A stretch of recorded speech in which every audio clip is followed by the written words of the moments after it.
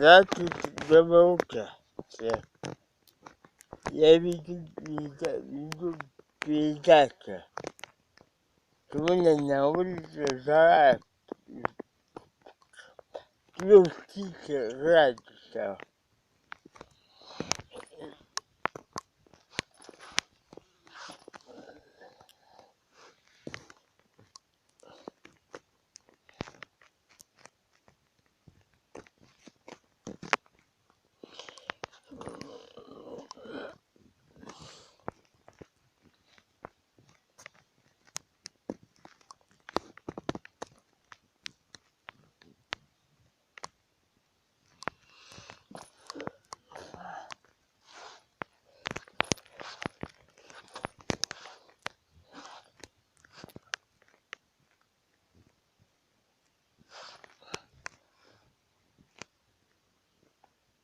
Yeah.